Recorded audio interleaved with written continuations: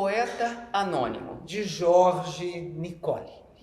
O poeta sobrevive à vida fazendo versos e bebendo as palavras compulsivamente, como se fossem as últimas. Depois as vomita, como um bêbado, em horas impróprias e quase sempre em locais inadequados. É um viciado em metáforas, signos e significados, não importando a procedência, tampouco a qualidade.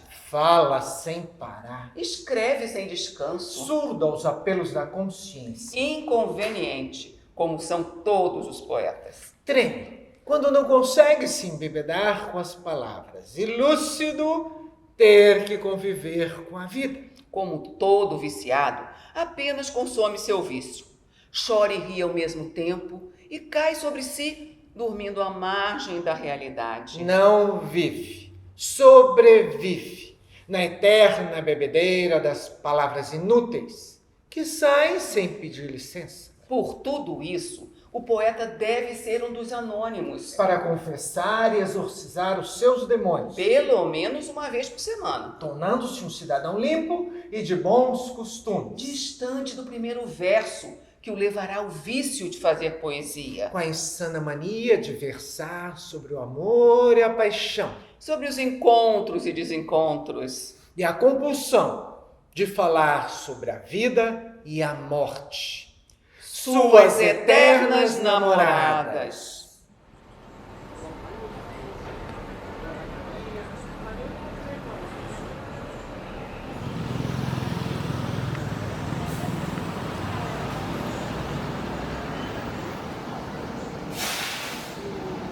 Os tempos são mais ou menos todos iguais, né? Só que a gente, por ser mais jovem, a gente tinha um outro comportamento, né? Uma coisa mais... O que era a minha vida? Minha vida, de verdade, era trabalhar, jogar futebol. Inclusive, eu queria ser um jogador de futebol. E, por acaso, fui jogado no teatro, né? Então, por isso eu escolhi a Esperança. Porque tem um pouco da minha lembrança, um pouco da minha juventude, da minha adolescência. Assim como a praça, né? A praça também tem uma referência muito interessante da minha juventude, da minha adolescência, em que as meninas davam volta e a gente ficava olhando, essas coisas todas. Tinha uma revista chamada Ronda Policial, que era editada pelo Dr. Rafael Mercanieri, que foi prefeito de Guaratinguetá, e eu pedi para ele para fazer a página do meio, uma página cultural. E coloquei uma poesia minha lá, uma poesia que realmente é uma poesia que hoje eu teria uma vergonha enorme. Inclusive ela tinha um nome estranhíssimo de Miséria, né? Era uma poesia. Daí para frente eu comecei, a partir de começo dos anos 70, comecei a enveredar pela poesia. E aí em 73 estava trabalhando numa tipografia, fiz um livro, né, imprimi um livro, em 74 eu lancei o livro, é esse livro aqui, ó. Né, para você, fazendo 50 anos esse ano. É um livro que tem, se você ler, tem muito mais transpiração do que inspiração. É uma poesia visual. De verdade, eu tenho uma visão das coisas e passava para o papel. Meu intuito realmente é fazer com que as pessoas pensem, que as pessoas, sabe, olhem para si mesmo, perca aquela inibição, né? Possa se expressar, possa fazer outras coisas na vida, independente se é teatro, se é cinema, ou se vai ser enfermeira, ou se vai ser professora, ou pelo menos se torne um cidadão que pense. É uma forma, porque você vai adquirindo, sabe, adquirindo conhecimento. Né?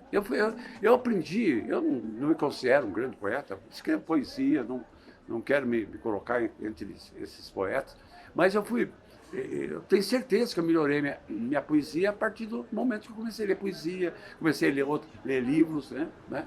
E a arte pode realmente mudar a conduta humana, a sensibilizar as pessoas.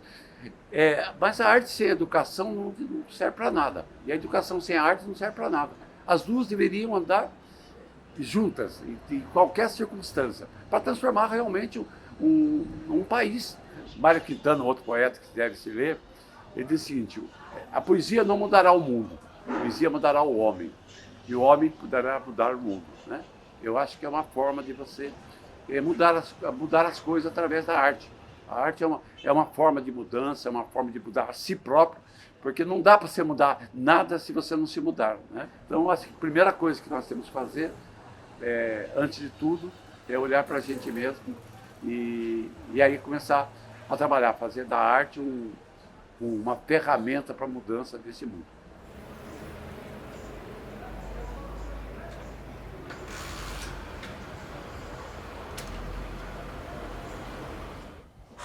Onde está Carlos Júnior? Não se tem mais história de amor. Temos a love story. Não se tem mais sentimento. Tem-se um feeling. A banda não tem repertório. Tem um set list.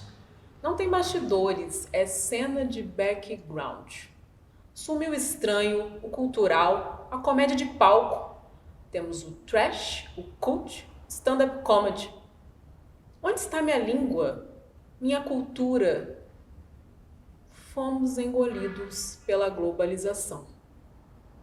Ou aproveitamos para esquecermos de nós mesmos.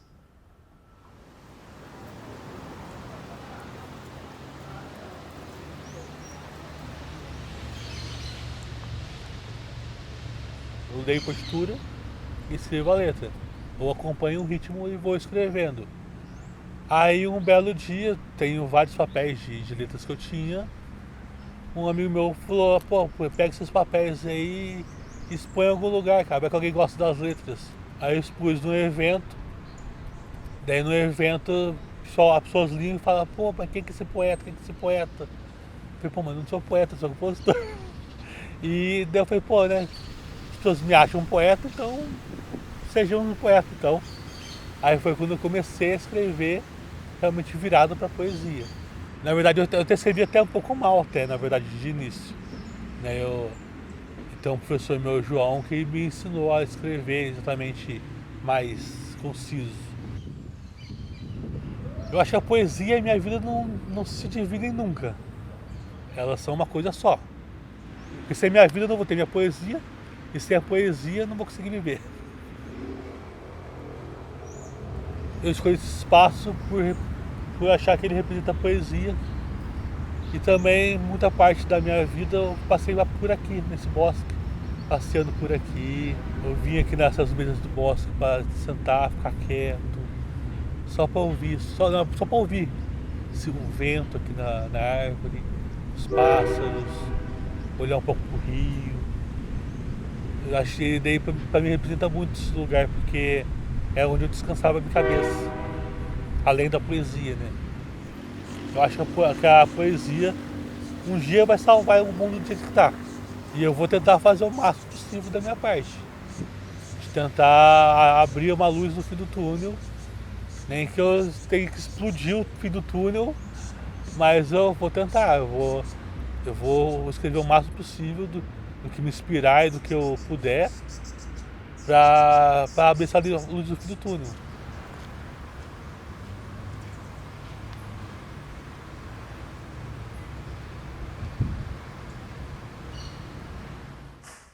Acabamento. Renata Dias.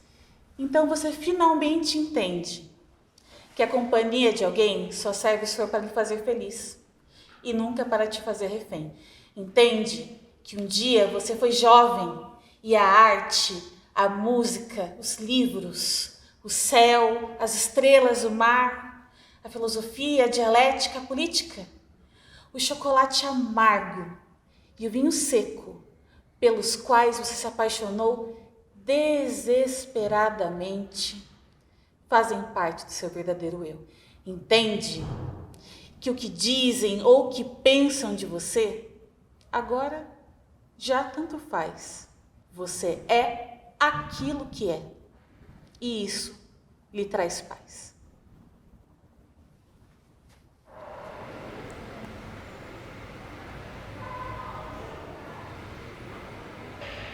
Em 1984, quando eu tinha 8 aninhos, eu e a minha família viemos morar em Guaratinguetá e nós viemos para um apartamento muito próximo aqui da estação, morar. E a minha descoberta com a literatura, a minha descoberta da poesia se deu exatamente aqui nesse local. E logo de cara eu me apaixonei muito por literatura infantil. Aí eu comecei a frequentar a biblioteca, que era aqui próxima, e na biblioteca eu adquiri duas paixões. Uma foram os livros, a outra foram os gatos. Porque eu fiquei amiga da dona Isa, que era uma funcionária da biblioteca, e ela cuidava dos gatinhos. Então, assim, a minha infância era buscar livros na biblioteca e brincar com os gatinhos da dona Isa. E o hábito da poesia me acompanhou minha vida inteira. Mesmo quando eu já me tornei mais jovem, fui morar em São Paulo, e fui trabalhar, e fui estudar, eu permaneci compondo poesias, mesmo com todas as tarefas e turbulências que eu fui tendo ao longo da vida. A poesia nunca deixou de ser presente na minha rotina. Essa é a minha trilogia poética, que resulta numa média de 330 poesias publicadas, registradas, que são autorais. Trabalho há muitos anos na área de pesquisa de mercado e mesmo atuando numa área tão antagônica, mesmo sendo uma trabalhadora comum como tantos, uma pessoa que qualquer um pode encontrar na feira, no mercado, o hábito da poesia se faz presente na minha vida, o estudo da linguagem é constante, mas a poesia é sentimento. Então, tudo o que eu sinto em relação à vida, inevitavelmente está linkado com o que eu sinto em relação à sociedade. Viver é um ato político, comer é um ato político, pagar é um ato político. Então, é inevitável não colocar isso no papel de forma poética. Aliás, eu acho que o principal agente de transformação é a arte. O propósito principal da arte é transformar a forma de pensar, a forma de agir, a sociedade, trazer para as pessoas o despertar da consciência, de uma realidade mais digna, de uma realidade mais justa, de uma vida mais respirável, mais humana.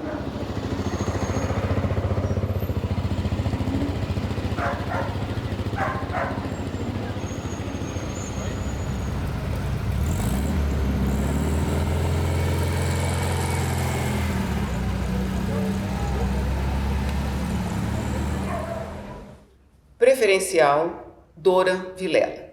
Costume meu mesmo. Não me levanto com os galos. Dou bom dia ao sol já amadurecido. Encolovorada no quarto. Há algo em mim que me renega a manhã. Há um pudor que me resguarda a claridade. Ou é a ressaca da poesia, a qual bebo nas trevas, quando seu sabor é mais denso e mais nutritivo, ao meu habitual ser noturno.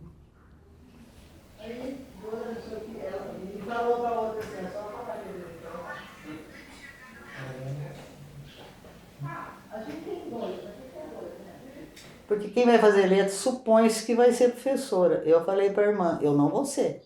Eu não vou ser professora. Ela falou, por que você veio fazer letras? Caraca, eu vim fazer letras porque é o sonho da minha vida, livro, escrever. Mas qual é a profissão? Não sei. Olha como é que eu sou enrolada, né? Eu, na verdade, queria ser tradutora, porque eu fiz letras com francês, eu queria ser. Foi assim, eu fazia poesia desde a adolescência, mas eu fazia rasgava, eu falava, gente, mas eu me achava tão ridícula fazer, porque eu nunca gostei de rima. Eu faço rima interna, isso aqui, mas assim, não, nunca fiz, quadrinha, negócio, nunca fiz. Aí eu me lembro que aí a irmã Olga, a minha vida é assim, antes de uma Olga, depois da irmã, antes de uma Olga, depois da irmã Olga, porque ela era psicóloga, e ela é minha professora de literatura brasileira, portuguesa, não me lembro. E eu me lembro que eu falei para ela que eu escrevia poema, ela falou, traga para eu ler. Eu falei, tá bom, eu rasgo, a senhora é louca, que eu conheço a senhora, porque tinha uma revista na faculdade que rodava lá, que chamava a revista Ângulo. A senhora vai pôr na Ângulo, ela falou, imagina o senhor Dora. Bom, fazer uma coisa dessa. Levei um monte de poema para ela, nem dormi. Falei, marvada, ela vai fazer. Não deu outro. Eu cheguei, ela falou, Seus poemas são muito bons. Já estão na revista Anglo. Eu falei, Olga, a senhora prometeu. Ah, eu sou assim mesmo, eu não conto. Sabe essas coisas? Aí eu comecei a fazer, mostrar. Eu tenho poema, eu tenho concurso que eu já ganhei, mostro. Não rasguei mais. E começaram os livros, por isso que tem tanto livro, né? Aí comecei. O primeiro livro foi no tempo de faculdade. Então faz muito tempo, né? Eu tô com 50. Ela tinha ódio da minha avó fazer isso. Porque era avó paterna, né? E eu até hoje, eu não vivo sem ver. Tudo tá poesia, né? Se você for pensar bem, tudo. A pedra não é uma pedra, vira poesia. Tudo vira, né? E os acontecimentos, eu acho assim, eu não gosto de coisa pesada, entendeu? Então, tudo tem dois lados, eu vejo o lado bom. Esse pessoal que tem fé na vida, eu queria deixar mensagem para mais pessoas serem assim, porque muda. Uma hora muda. E não só ajuda, é a poesia que vai salvar o mundo, eu acho. A leveza que eu te falei, entendeu? Se todo mundo fosse... Você já pensou se todo mundo fosse assim?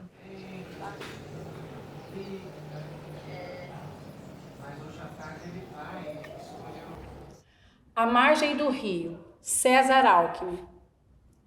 A morte é a grande garça, arma que a fome empunha, estátua branca na beira do rio. A vida é o peixe prata, líquida luz que se compunha e se esgueira por um fio. A poesia me salva, César Alckmin. A poesia me salva da loucura, da sanidade. Torna o mundo legível, alinha as consoantes dores e os vogais amores. Tudo o que me disse e o que eu não ouvi, todo o silêncio, da luz invisível à noite que grita, é tudo palavra que a poesia me dita.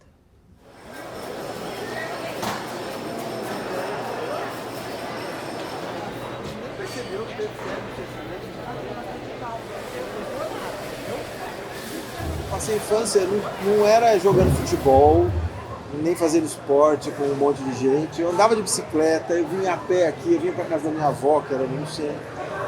E eu vinha trocar passarinho. Eu criava passarinho, vinha, trocava passarinho por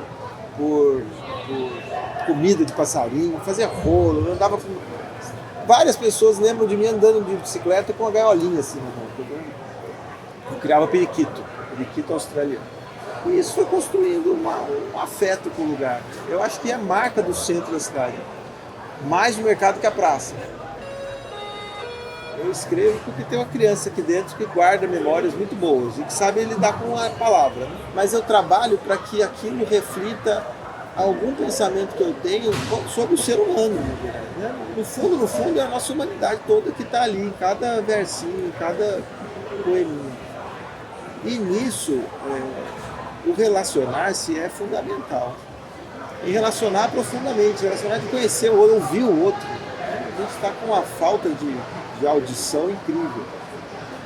Eu acho que eu sei ouvir muito bem. Não sei se eu sei falar de mim tão bem, mas ouvir eu sei. Observar as pessoas. Eu sou daquele que chega aqui, você vai ver, eu conheço os vendedores, porque eu converso com todo mundo. Eu converso com todo mundo. Porque eu vou conversando, vou batendo papo. Eu adoro bater papo. Todo mundo tem alguma coisa muito legal para apresentar, né? Todo mundo. Sem exceção. Costumo fazer essa diferença, né? Poema é a poesia que a gente coloca em palavras, né? Poesia nas palavras é o poema. Não está no papel ali escrito.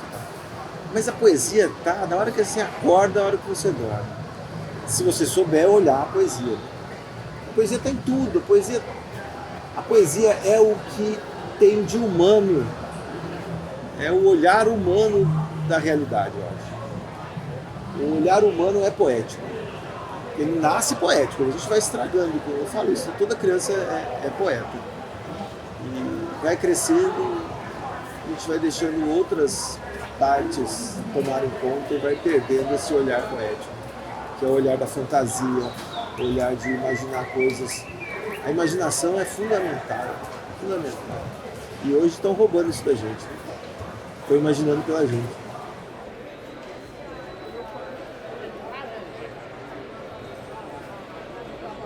Outro dia mesmo, meu mais velho, tem 11 anos, ele chegou para mim e falou: pai, o que a gente era antes de ser? É o tipo da coisa que você fica pensando, você tem que pensar para entender a pergunta. A gente com o tempo perde a capacidade de entender a linguagem da criança. Isso, ele não fez um poema, né? Não tem poema. Mas não tem poesia isso aí? Não tem o que falar. Se você não tem de ouvido, você sabe nem cuidar. Eu falo para a criança dessa, né? 8 anos, 9 anos.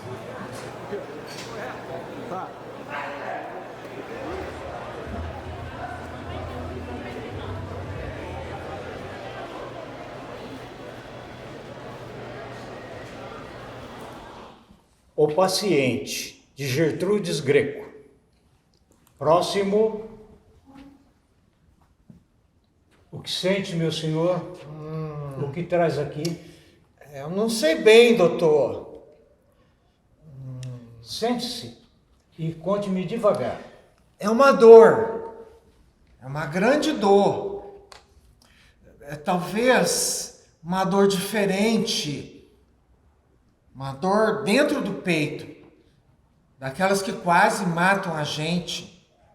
Não sei não. Pode não ter mais jeito. Mas, meu senhor, certamente tem. Deixe-me examiná-lo, por favor.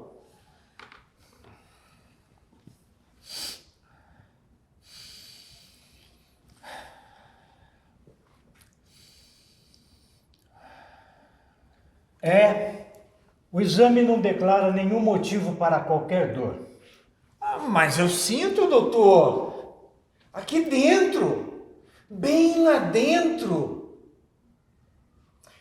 Vai ver, é o coração. Não, meu senhor, já examinei. Só se for, talvez, uma paixão. Pode ser, doutor. Bem pode ser. Paixão, ó Deus. Talvez um amor. Mas preciso então curar-me dele, senão ainda morro disso. Mas, meu senhor, isso é que não. O remédio para amar é saber que o amor não mata. Ao contrário, o amor é que faz viver.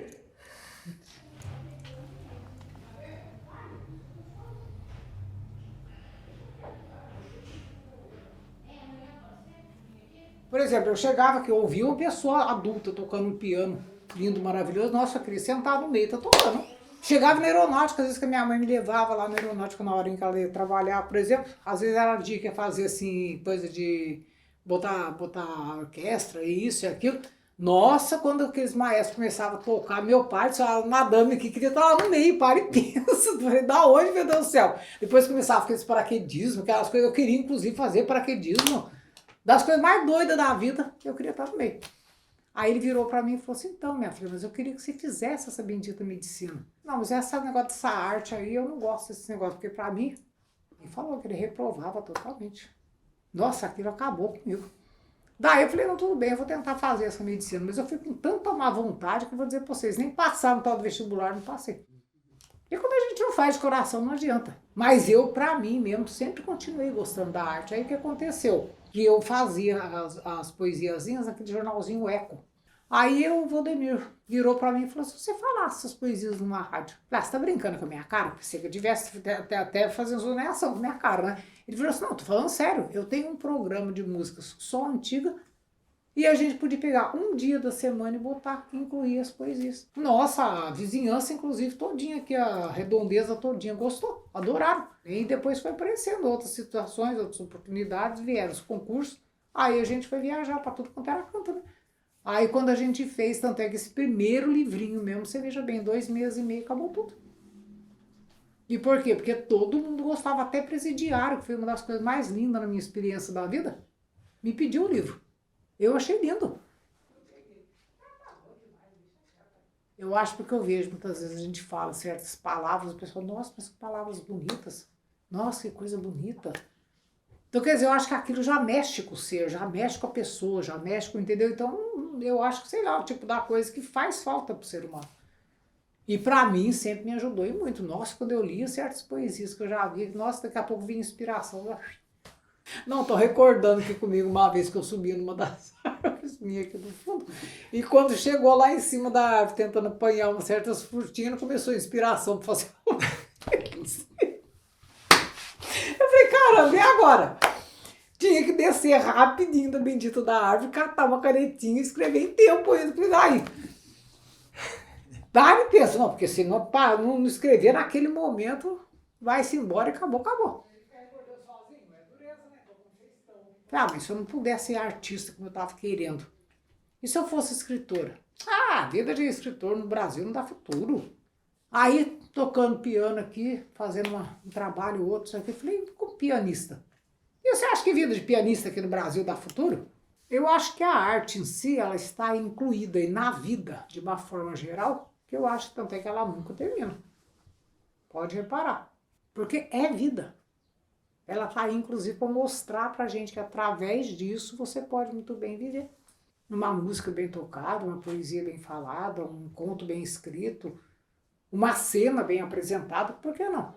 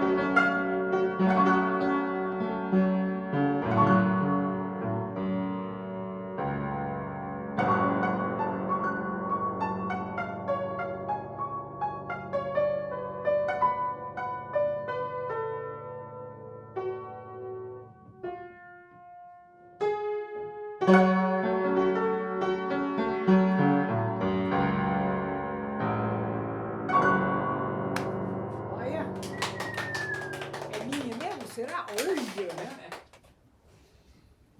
Poeta bom, Antônio Carlos Galhardo. Às vezes eu pergunto a mim mesmo, até quando as palavras existirão para socorrer as minhas rimas que teimo em fazer nessa perpétua inquietação? Isso de ver poesia em tudo é um vício que se adquire, eu acho, depois dos 50. Coisa de gente à toa que não tem ofício. Quero ver até onde a palavra aguenta. Às vezes me dá mesmo um medo covarde. É que outros já fizeram isso antes, sem serem reconhecidos, ou talvez mais tarde, depois que eles se foram, loucos, bêbados, pobres e tortos, cantar os seus poemas para as almas errantes. Porque poeta bom, isso é o que dizem. É poeta morto.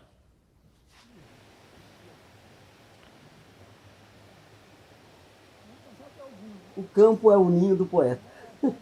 Eu acho difícil a poesia desvinculado dos elementos da natureza. Nada contra a poesia concreta, mas aqui dá mais inspiração. Pelo menos para mim, isso é uma grande fonte de inspiração. Esse é o meu projeto de vida, é terminar os dias no meio do mato. Porque eu penso que quando a gente já fez a parte da gente na sociedade, a gente tem que voltar às origens.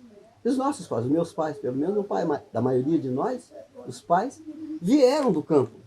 Eu acho que faz bem para a alma a gente ter um contato com as origens da gente. Minha própria criação, família muito grande, eu fui criado ali na beira do Rio Paraíba, no bairro do Pedregulho, ali próximo ao Itaguará, Câmara Municipal.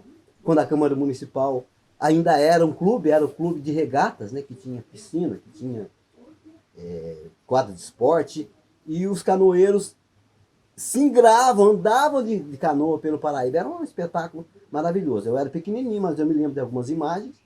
Então, como eu fui criado ali, aquilo sempre despertou em mim sensibilidade. Eu me sensibilizei ao ver o rio sendo degradado aos poucos, sendo contaminado aos poucos pelos nossos excrementos. E por conta disso, eu comecei a me tocar, sabe, me incomodar com aquilo. Isso desde jovenzinho, na adolescência já. O professor Francisco Geraldo do Prado Sartre, que eu conheci nos tempos do ginásio Alcina Novaes, lá no Pedregulho, ainda na década de 60. O professor Sartre foi um dos grandes incentivadores, porque ele era muito artístico. E quando ele falava dos poetas para a classe de adolescentes, ele fazia micagem, ele mudava a voz. Ora direis ouvir estrelas, certo perdeste o senso. Então aquilo me impressionava muito. E ao mesmo tempo, os adolescentes, os amigos da época, os jovens, riam dele, brincavam, jogavam papel nele, era tudo farra. Mas para mim não parecia farra, que parecia uma coisa muito séria. Então eu comecei a levar a poesia a sério. Isso é bonito, isso toca a gente, isso muda a cabeça da gente. Eu tenho 70 anos hoje, eu comecei a escrever aos 55. Eu me lembro, por exemplo, o Augusto dos Anjos, que era um poeta muito amargo, muito para baixo. Dentro da poesia dele, ele reclamava da vida, reclamava da morte. E ele era azedo por natureza. Embora tenha sido um excelente poeta, um clássico da poesia brasileira. Mas morreu com 20 e poucos anos. Porque acho que, no meu entender, para ele, como para tantos, falta esse amor à vida, esse amor a isso aqui, a natureza. Falta olhar para uma árvore e sentir amor por ela. Não é loucura, não é abraçar a árvore, é sentir que aquilo faz parte da sua vida. Isso é poesia, isso é a poesia concreta. Isso é poesia concreta. Para não ficar só falando de borboleta e de flor, né? Falar dessas coisas. Mas se não tiver o amor ao que nos rodeia, não tem poesia. Eu costumo dizer que escrever dá muito trabalho para essas novas gerações. Escrever dá muito trabalho. Quando a gente está montando um livro, uma obra qualquer, você dorme com aquilo. Você lembra de cada vírgula, de cada coisa que fica na sua cabeça, de cada assunto que você deixou de falar. Você acorda pensando, você dorme pensando. Mas depois que aquilo está pronto, a realização daquilo não tem dinheiro que pague. Não tem dinheiro que pague. É uma grande realização você escrever sobre a vida dos outros, sobre a sua vida, sobre a poesia que mora ao seu lado e às vezes passa despercebido do dia a dia. Esse é o meu conselho. Escreva, mas antes de tudo ame bastante, porque sem amor não tem poesia.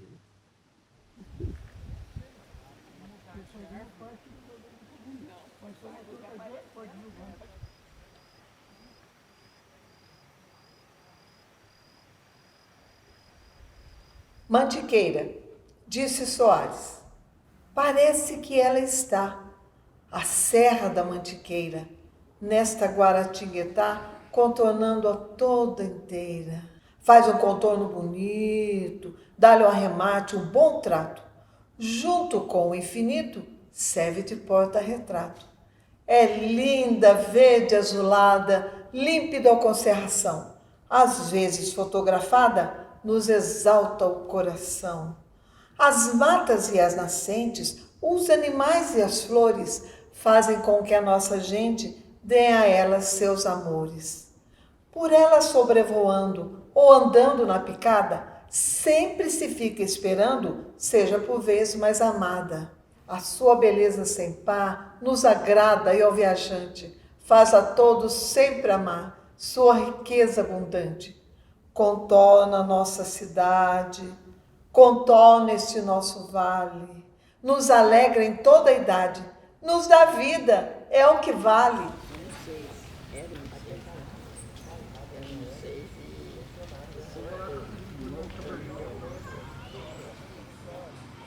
Aqui eu nasci e vivo até hoje. Então eu amo esse lugar, porque eu tenho toda a minha idade aqui. Isso aqui era terra, tudinho, era chão, terra mesmo, não tinha calçamento nenhum. O meu bairro me inspira muito. Eu amo o Campo do Galvão, gosto muito daqui, muito mesmo. E toda a vida me dei bem, Eu fui catequista, ensinei, preparei crianças para fazer a primeira comunhão. Eu nunca acreditei que eu poderia ser poeta, entendeu? E os versos apareceram na escola, né? A professora ensinou a gente a fazer versos, rimas, aquelas coisas.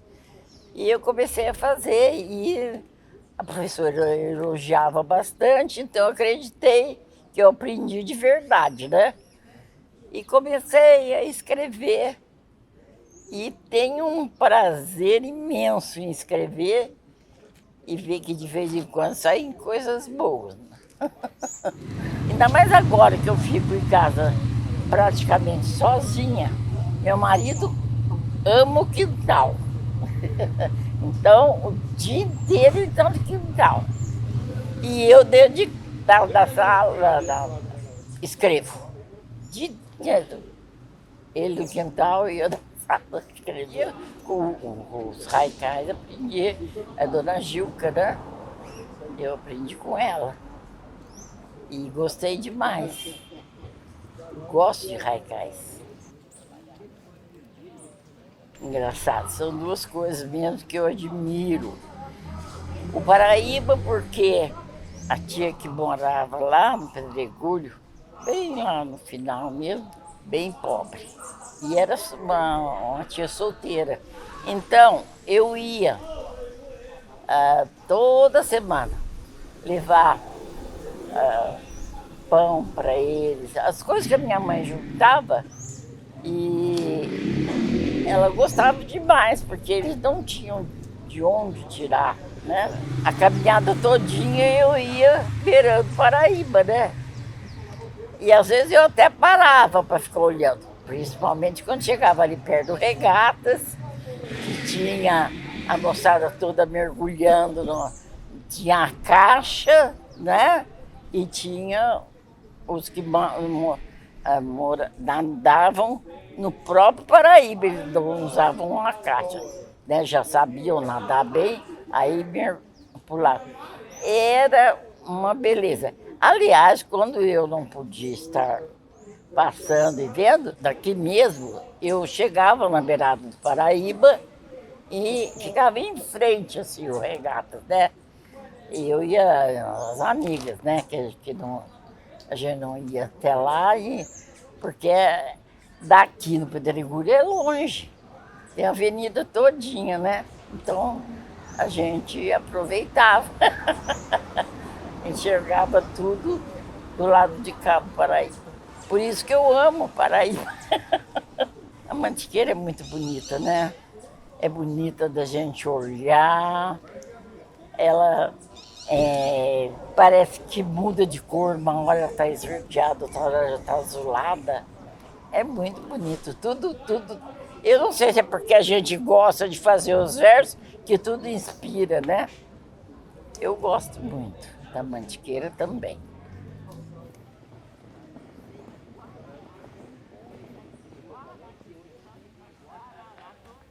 Blues à tarde, de Tonho França.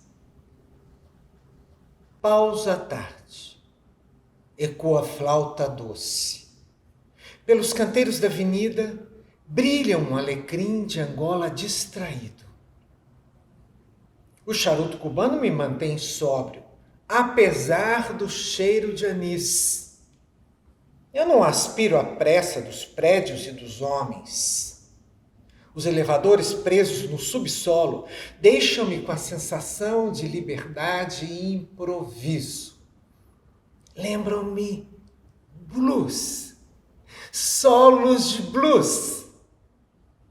Ainda tem uma ampulheta, uma estatueta de louça, fotos onde amarelam os sorrisos de tantos amigos. Todos ali, estáticos, como se não houvessem partido.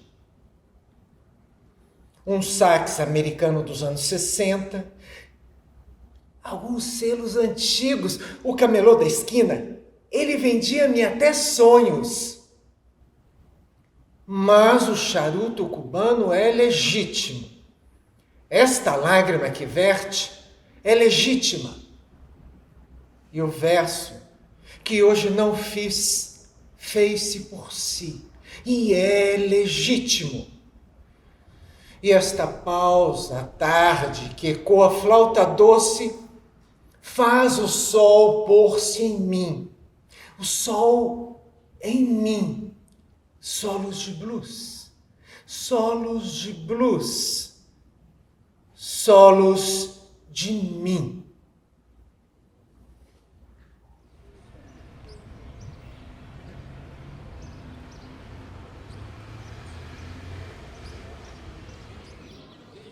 O Sapato sempre mexeu comigo, sempre me remeteu muito à poesia. Né? A gente não tinha internet, era comum o estudo na biblioteca e no intervalo do estudo fazia uma poesia, uma tentativa de poesia.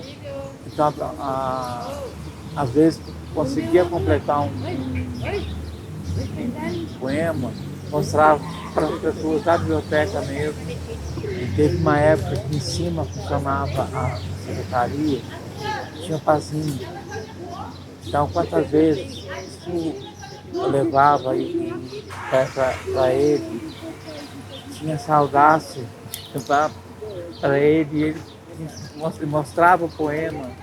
E, nossa, era para mim uma coisa que é inesquecível, tá? Ter convivido com o pazinho, ter recebido o retorno dele, o incentivo dele. E mesmo sendo poema simples na época, ele mandava que eu perseverasse na poesia. E isso ficou. Acho que esse local para mim é muito, muito forte, muito simbólico. Eu fui conversar com o Isaac Júnior. Peguei todos os poemas que eu tinha, combinei com ele, disse que ele ia ler. A gente foi para uma conversa. Era aquela conversa dele que quase que varava a noite. Mas ele lendo, ele ia jogando, mostrando cá, outras palavras. Mas ele terminou, depois que ele fez os 2 montes, até hoje eu não sei porque pousou os 2 montes, que ele mandou recolher tudo. Mas ele terminou com essa frase: você é poeta. E me deu um beijo e um abraço. E esse eu também considero um presente que eu ganhei da vida, porque foram pessoas, né? Foi o Pazinho, como eu disse, foi o Isaac Júnior, e depois, um pouco mais pra frente, no colegial, foi o Severino. Então, essas pessoas falando para você, ler o material e falar, olha, vai por aí. Então, é muito forte, né? É muito forte. Eu acho a poesia, a arte, ela é a nossa válvula de escape, é aquele o essencial para a gente não pirar de vez, sabe? Para escrever, eu preciso do ritmo, que às vezes o que vem para mim primeiro é o ritmo. Aí, sabe, eu vou achando as palavras e colocando ali. Por isso que não é só a leitura, é a música também. Tem poemas que são sofridos, né? Fazer poético por horas é sofrimento, aquela poesia te impinge dor. Mas eu sou muito grato, porque enquanto tiver poesia, a gente tem esperança. Então, a gente não pode parar de escrever.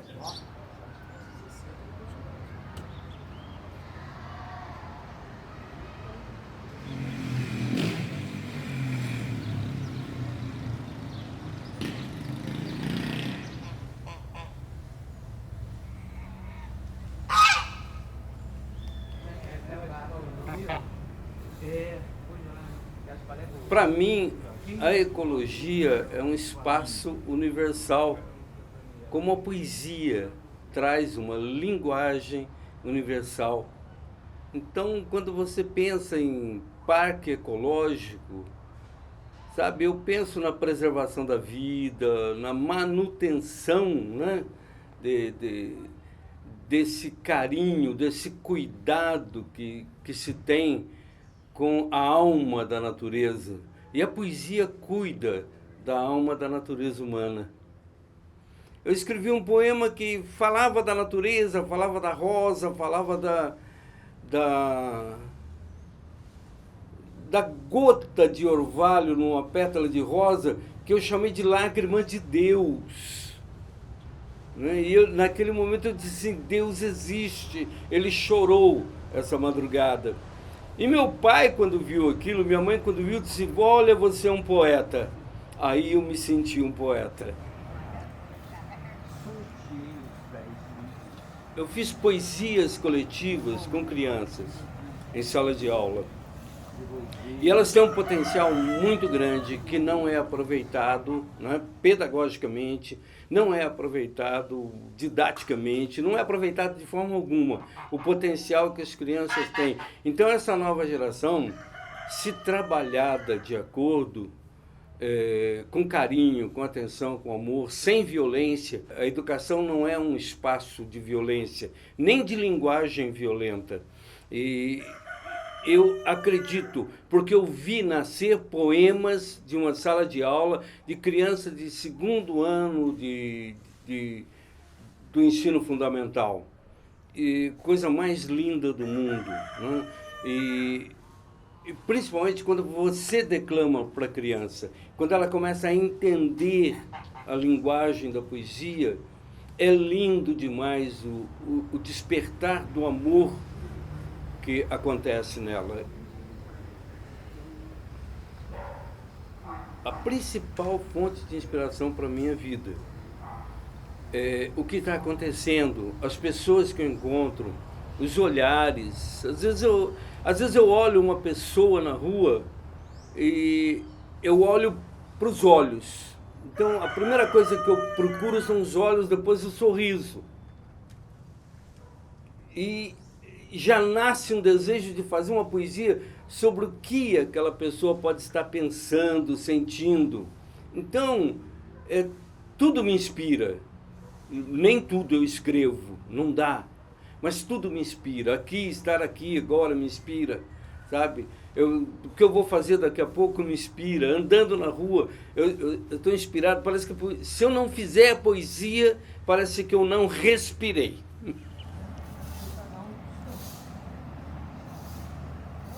Eu gostaria de agradecer esse momento e dizer que é bom reconhecer, levantar os poetas, né? Os poetas mortos vivos dentro da cidade. Tem muita gente boa na cidade, tem muita gente que está esquecida, abandonada. E esse trabalho de vocês, eu acredito que é uma porta que se abre, né? Precisam acontecer outros eventos, precisam acontecer outras chamadas como essa. É poder trazer uma mensagem, poder trazer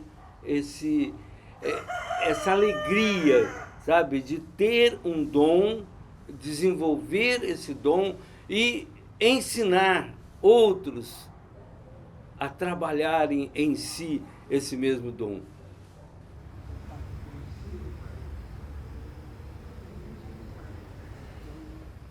Poesia do Louco. José Carlos Flor. Saio na rua, no meio da turba, no caos da multidão. Bebo no gargalo de um só estalo o último gole da solidão, gelada pelo frio da indiferença. Meu grito sufocado solto na avenida. Passam carros, passam passos, passam olhares, passam reses, bezerros marcados. Minha pele é branca, meu sangue vermelho. Meus ancestrais são negros. Meu cabelo é duro. Era duro. Foi duro ter cabelo duro. Explica. Explica. Explica! Eu não sei explicar. Você é pobre. E pobre é assim. Nasce misturado, nasce marcado, nasce taxado. Branco do cabelo duro. Qual é o pente que te penteia? Penteia? Garfo de ferro. Fiz estilo Black Power. Tu é branco ou é preto? Branco desgraçado. Pergunta o homem de farda. Tapa na cara. Por causa do cabelo. Não. Por causa do modelo. Não. Por causa do projeto. Não. Por causa da ideia. Não. Por causa da ideologia. Não, seu idiota. Por causa da poesia. Aquela maldita poesia que dizia: eu quero estar em todos e com todos na minha alma. Seu merda, mestiço subversivo. Grita o homem de farda. De farda ou de terno? Quem foi que gritou? Quem foi que bateu? Ó, bebe cachaça. Bebe cachaça. Bebe cachaça. O ordena a farda do homem. A violência e o medo minha alma consomem. O carro, a farda, o terno, tudo some. Na rua vazia, eu tremo. Eu temo. Eu durmo bêbado, sozinho. Mas o meu medo é vizinho da coragem que eu tenho na rua vazia. E eu nem me lembrava daquela poesia.